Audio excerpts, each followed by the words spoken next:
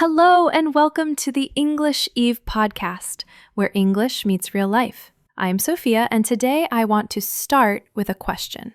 Have you ever been in a situation where someone suddenly asked you in English, "What do you think?" and you froze? Imagine this. You're in a meeting at work. Your boss suddenly says, "Can you share your opinion?" And then silence. You know what you want to say, but your brain is busy translating from your own language into English. By the time you're ready, the moment is gone.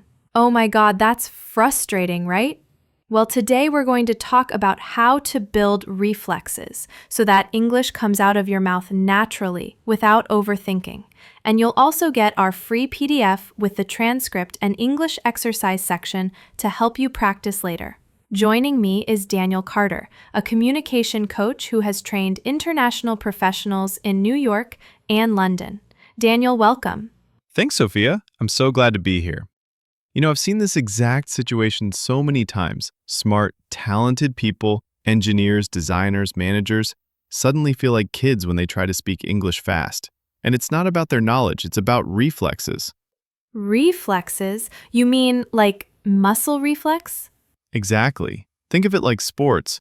A basketball player doesn't stop and think, okay, now I should move my left foot, then my right foot. No.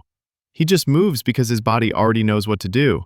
Speaking English needs the same kind of automatic response. That makes sense. But Daniel, here's my little challenge for you. People say just practice more. But isn't that too simple? I mean, if it were that easy, we wouldn't be having this problem. You're right, Sophia. Just saying practice more is useless if people don't know how to practice. The trick is small, quick actions, training your mouth and brain like reflex muscles. Oh, I like that. Training your mouth like a muscle. It reminds me of a quote I love. We are what we repeatedly do. Excellence, then, is not an act, but a habit. Aristotle. Beautiful, and that's exactly the idea here. If you repeat small, simple English phrases until they feel natural, they become habits. And once they're habits, you don't need to think, you just say them. Okay, but let's keep it real. Imagine someone listening right now, driving home or maybe cooking dinner, and they're thinking, yeah, but I always forget words. I always need more vocabulary. What would you tell them? I'd say, stop worrying about vocabulary size. Most daily conversations use only 20 to 30 short sentences again and again. If you master those, you'll sound more natural than someone who knows 2,000 words but always pauses to translate. Whoa! So fewer words but faster response? That's a wake-up call. Exactly. It's like driving. When you first learn, you think about every move, clutch, brake, signal. But after some practice, you just drive. English can become that automatic too. That's encouraging and also a little scary because it means the problem isn't I don't know enough words, but actually I haven't built my reflex yet. Yes. And that shift in mindset changes everything. Once you see English as a set of small reflexes instead of a giant mountain of words, you feel lighter. Yes, and that shift in mindset changes everything. Once you see English as a set of small reflexes instead of a giant mountain of words, you feel lighter. Here's a quick tip. Choose just one short sentence you want to use this week. For example, can you say that again? Repeat it 10 times today, out loud. Say it in front of the mirror, in the shower, even whisper it while waiting for the bus. Do that every day. By the end of the week, that sentence will come out of your mouth automatically without effort. I love that. So, listeners, here's your mini action step. Pick one sentence today, just one. Train it like a reflex, because speaking English is not about speaking perfectly. It's about speaking naturally. Exactly. And the more reflexes you build, the less you'll overthink. Perfect.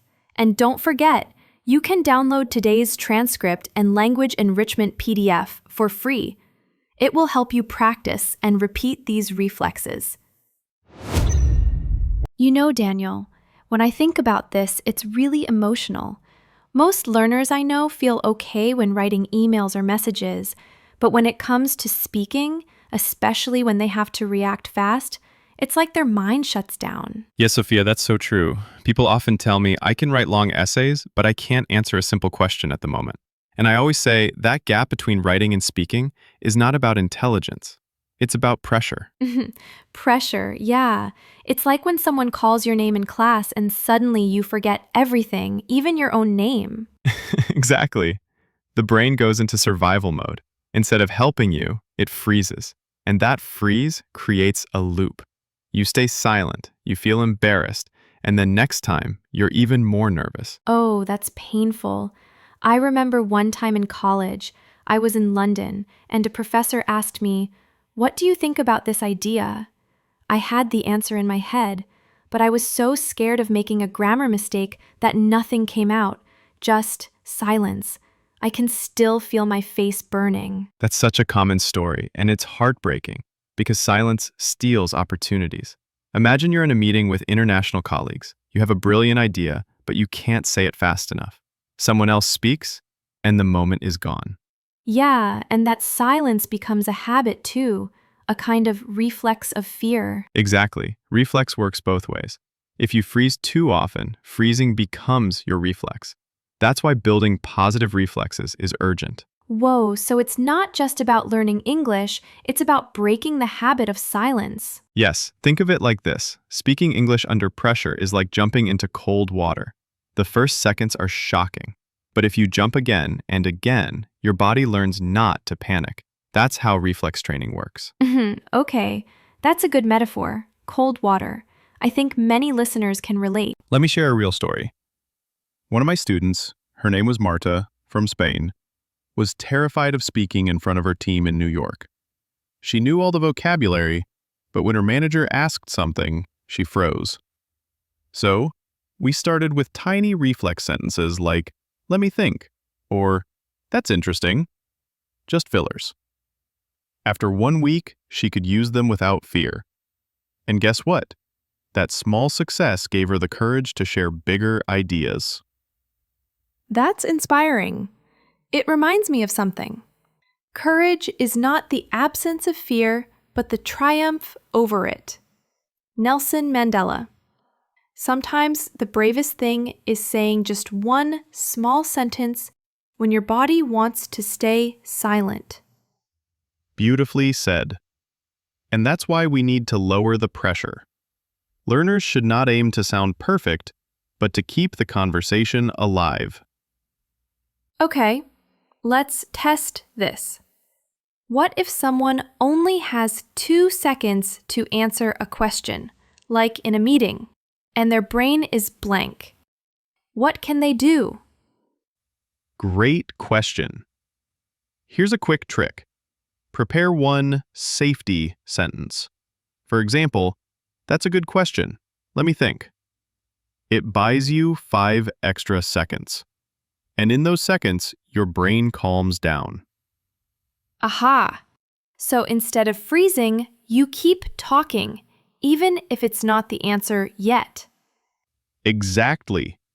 The key is movement. Once words start flowing, fear goes down. That's clever. And honestly, it's the same in life. When you're nervous, say about starting a project, you don't wait for perfect conditions. You just take one small step, and momentum carries you forward. Absolutely. And the science supports this. Studies on time perception show that when we panic, our brain feels like time is shorter than it is. That's why silence feels like forever. But in reality, you have more time than you think. Whoa. So when I feel like 10 seconds of silence is an eternity, maybe it's only 3 seconds in real life? Exactly. Your brain is tricking you. Which means if you have 1 or 2 safety sentences, you can control that moment instead of letting fear control you. That's powerful. So, Daniel, what's our quick tip? Here it is. Choose your safety sentence today. Practice it 10 times, right now. Something simple like, let me see, or I need a moment. Make it automatic. Next time you freeze, your reflex will save you. I love that. So, listeners, here's your action. Don't fight silence with more silence. Fight it with a safety sentence. Because silence is not your story. Daniel, here's something I often hear. People believe that to speak better, they need to learn more vocabulary, like thousands of words. Do you agree? Honestly, no. That's a huge misconception. More words do not always mean more confidence. In fact, sometimes the more words you know, the more confused you get because your brain is busy choosing. Wait, so knowing too many words can actually slow you down? Exactly. Think of a restaurant menu with 200 options. You spend forever choosing. But if the menu has just 10 good dishes, you order faster and you enjoy the meal. Speaking English works the same way. That's a strong image. But Daniel, people may ask, so if I only learn 20 or 30 sentences, isn't that too little? What if someone asks me something unexpected? Great question. Here's the secret. Those 20 to 30 sentences act like keys. Once you have them, they open doors to longer conversations. For example, if you know how to say, "Can you explain more?" you don't need 100 synonyms. That one sentence keeps the dialogue alive. Okay, but let me push you a little. Isn't this too simple? I mean, are you saying I can speak confidently with fewer sentences than a 10-year-old native child? Yes, in the beginning. Because it's not about quantity, it's about reflex quality. Imagine a toolbox.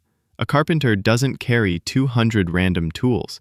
He carries 20 strong, reliable tools he uses every day. That's what makes him effective. So, fewer tools, more action. Got it. But can you share a real example? Sure. I had a client named June, an IT specialist from South Korea. He kept memorizing advanced vocabulary like optimization or deployment strategy. But in meetings, he froze on simple phrases like, I don't agree. Once we trained him with a small set of survival sentences, he could jump into conversations. After 3 months, his boss told me, June speaks less formally now, but much more effectively. That's so interesting. Less formal, but more effective. You know, that reminds me of a quote. Simplicity is the ultimate sophistication. Sometimes, fewer words bring more clarity. Exactly. And that's why I encourage learners to build their power pack of sentences. Not long speeches, not fancy words, just short, flexible lines you can use anywhere. Can you give us an idea of what's inside this power pack? Of course, sentences like, that's a good point. I'm not sure, but let's try. Can you repeat that? I think we should. And so you changed that motivating and depress us is presentified everyone. Each of these is like a Swiss Army knife. I like that image. A Swiss Army knife of English. But here's another challenge. Some learners feel guilty if they use simple sentences, like they're not smart enough. What would you say to them? I'd say, smart is not about complexity. Smart is about connection. If people understand you quickly, you're successful. Nobody gives you extra points for long, complicated sentences. In fact, the greatest leaders, Steve Jobs, Barack Obama, often used short, clear phrases. Wow. So the real flex is not sounding academic, but sounding clear. Exactly. And clarity builds confidence. When you see people nodding, when the conversation keeps flowing, your brain learns, hey, this works. That's how reflexes grow. Okay, but what about grammar lovers? You know, those who think, I must get the grammar perfect before I speak. Ah, the grammar trap. Look, grammar is important, But it's like seasoning in cooking. Too much, and you ruin the meal. If you only focus on grammar, you'll freeze. But if you focus on communication first, grammar will improve naturally as you practice. So, English is like cooking. Better to serve a simple dish quickly than wait forever for the perfect recipe. Exactly. And people are hungry for your ideas, not your grammar. That's such a relief. Okay, Daniel, time for a quick tip. Here it is. Create your own power pack of 10 sentences. Don't wait. Write them down tonight.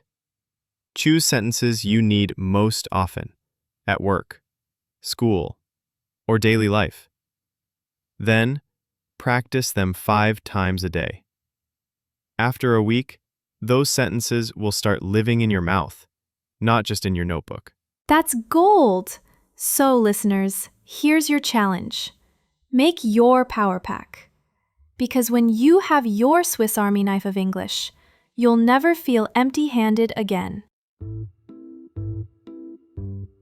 Daniel, so far we've talked about the emotional side and about changing perspective, but let's be honest. If people keep freezing, there must be some deeper causes.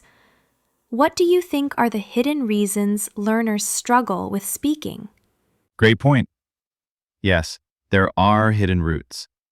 From my experience, 3 big ones. First, people memorize vocabulary in lists without real context.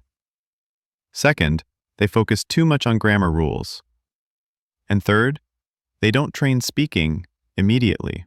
Okay, let's unpack that. Vocabulary lists. What's wrong with them? Imagine you collect puzzle pieces, but you never put them together. That's what happens with word lists. You may know 1,000 pieces, but without context, you don't see the picture. So when you need to speak, your brain searches through random pieces instead of pulling out a ready-made sentence. Oh, that's such a clear image. My drawer is full of random puzzle pieces. Exactly. Now, the second problem. Too much grammar focus. Learners want to be perfect. They think, if my grammar is wrong, people will laugh. But here's the truth. Most native speakers don't care. They care if they understand you. Yeah, I've never heard an American say, "Wow, your past perfect tense is amazing." Exactly. They care if you're clear and confident. And the third problem. People don't train speaking on the spot. They read, they write, they listen, but their mouth doesn't move. And language is physical. Your tongue, lips, and brain need to practice together, like a small orchestra. So it's not just a brain skill, it's a body skill too. Absolutely. And that's why techniques like shadowing work. When you listen to a sentence and immediately repeat it out loud, you're training your brain and body at the same time. I've heard about shadowing, but Daniel, some people say it feels unnatural, like they're just copying. How do you respond to that? Encouraging to that, compers. That's normal. At first, it feels mechanical. But think of a musician. Before they play their own song, they practice scales, right? Copying is not the final goal, but it's the foundation. Once the reflex is built, you can play your own melody. Nice analogy. Copy now, create later. Okay, tell us about chunk learning. You mentioned that earlier. Sure. Chunk learning means practicing whole phrases, not single words. For example, instead of learning want, do, and you separately, you learn do you want as one unit. Your brain stores it as one reflex block, like a Lego brick. Oh, I love that. Lego bricks. So, the more chunks we have, the easier it is to build sentences quickly. Exactly. And that leads to the 1-second rule. This is my favorite. The 1-second rule? Tell me more. It's simple. When you have an idea, you must start speaking within 1 second. Don't give your brain time to translate. Just let the first words out. Even if they're simple, the flow will follow. Oh, that sounds scary. What if I say something wrong? Mistakes are normal. The goal is speed, not perfection. Imagine jumping on a moving train. You can't wait for the perfect moment. You just jump and then adjust your balance. Yikes. But, okay, I get it. Jump first, balance later. Exactly. And research supports this. Linguists call it fluency-first training. When learners focus on speed before accuracy, their confidence rises. Later, accuracy improves naturally. Whoa. So the traditional method, perfect grammar first, might actually slow us down? Yes. It's like trying to run by analyzing every muscle movement. You'll trip. But if you just run, your body finds the rhythm. That's a big mindset shift. So let's summarize. The hidden causes are vocabulary lists, grammar obsession, and lack of speaking practice. And the solutions are shadowing, chunk learning, and the 1-second rule. Perfect summary. Okay, Daniel, give us the quick tip for this chapter. Here it is. Pick one method and test it today. Maybe shadowing one short sentence from a movie. Or practicing 3 chunks like, I think that, can I, do you want? Or using the 1-second rule in a short conversation. Don't wait for tomorrow. Start small, but start now. I love that. So listeners, remember, it's not about learning more.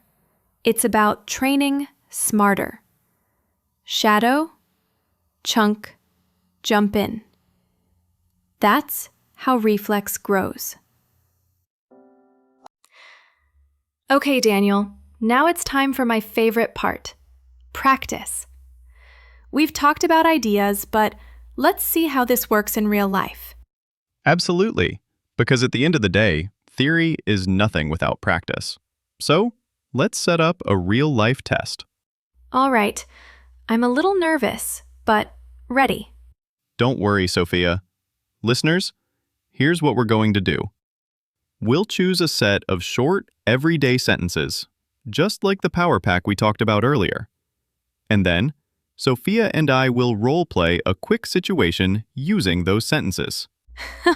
Oh no, role play? Okay, let's do it. Perfect. So here are some sentences we'll test. I don't understand. Can you say that again? I need some time. That's interesting. I'm not sure. And please see the 30 short sentences in the accompanying exercises. Okay, listeners, repeat after me if you can. I don't understand. Can you say that again? I need some time. That's interesting. I'm not sure. Excellent. Now, let's imagine this. We're colleagues in a meeting. I'll be the manager. Sophia, you respond only using these 5 sentences. Ready? Oh boy. Okay. Sophia, can you give us a summary of the client's proposal? I need some time. Nice. Okay, second question. Do you agree with the new marketing strategy? I'm not sure. Oh, then what part confuses you? I don't understand. So basically, the ROI will compound through cross-channel optimization. Can you say that again? Perfect. And last one. How do you feel about our new product design? That's interesting. Well done, Sophia. Oh my God, that was so much fun. And you know what? Even though I only had 5 sentences, I still survived the meeting. Exactly. That's the magic. You don't need 200 sentences. You need a few strong ones that come out automatically. And the more you use them, the more comfortable you feel. Listeners, I hope you are practicing with us out loud. Don't just listen, say the words. Yes, because your mouth needs training just as much as your mind. Daniel, I think this is also about courage. Even saying, I don't understand, is powerful. Instead of staying silent, you keep the conversation alive. Exactly. Silence closes the door. Simple sentences open it again. And here's something important for our listeners. If you practice these sentences 10 times a day, anywhere, while cooking, while driving, while walking. Yes, that's the real-life test. Don't just memorize. Use the sentences in daily moments. Pretend you're talking to a colleague, a friend, or even your dog. The key is repetition in real contexts. My dog is going to be so fluent in English. See, that's the spirit. Make practice playful, not stressful. You know, Daniel, this reminds me of something personal. I used to feel so shy about speaking English in cafes, but I challenged myself. Every time I ordered coffee, I had to say one of my reflex sentences. At first, I felt awkward, but after a week, it felt natural.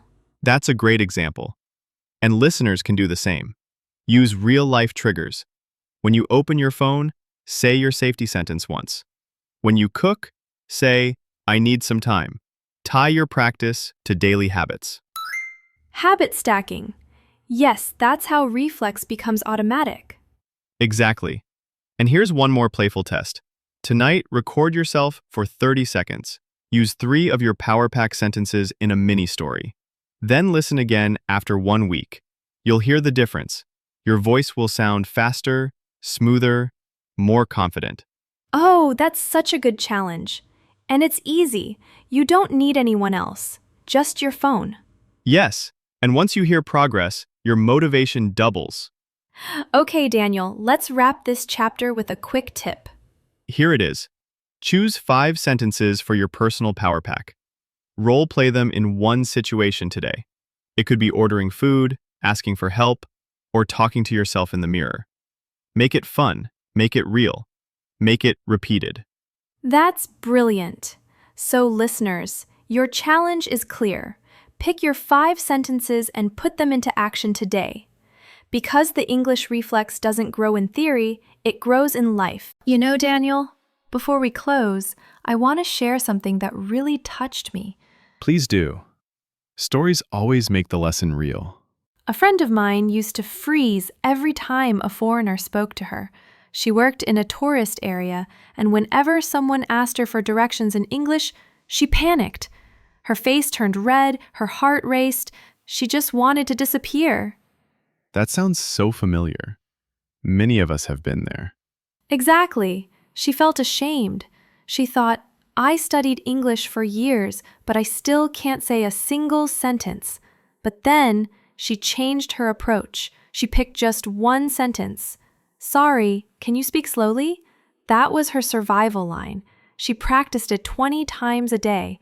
She whispered it while cooking, said it while walking, even recorded herself at night. Beautiful. She built her reflex with one simple sentence.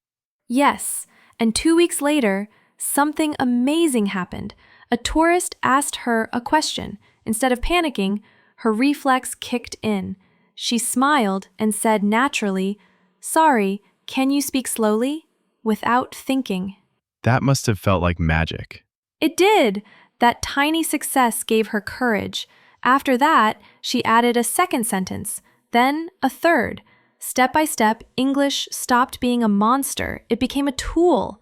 And today, she can chat comfortably with tourists, even joke with them. That's the real lesson, isn't it? Confidence doesn't come from knowing everything. It comes from winning small battles, one reflex at a time. Exactly. And to our listeners, I want to ask, what's the one sentence that will become your reflex this week? Yes, not 20, not 10, just one. Which sentence will you own so deeply that it comes out automatically when you need it? Maybe it's, I don't understand. Maybe it's, can you say that again? Or maybe it's, that's interesting. Choose one and let it become your friend. Because the secret is, English reflex grows when you start small. And once one sentence becomes natural, the second will be easier, the third even easier. And suddenly, one day, you realize, hey, I'm not thinking in Vietnamese anymore. I'm just speaking. That is the turning point. That's when English feels like a part of you. So, dear listeners, let's reflect together. Speaking English is not about being perfect. It's about being natural, about having the courage to keep the conversation alive, even with simple words. Don't chase perfection. Chase connection. Yes, and the first step starts now. This week, choose your sentence. Practice it every day. Make it your reflex. That's how you unlock your English voice. And remember, reflex is built, not born. Repeat, play, and be kind to yourself. Thank you so much, Daniel, for sharing your wisdom and laughter with us today. It's been a pleasure, Sophia. And good luck to everyone listening. You can do this. Listeners, thank you for joining us. Let me leave you with this thought. Start with one sentence. Then add one more. And slowly, English will no longer be a heavy subject. It will be a natural reflex. This is Sophia, and I'll see you in the next episode. Until then, keep speaking, keep smiling, and keep building your reflex. Thank you for listening to the fresh and sincere sharing from Eve English, where English meets real life.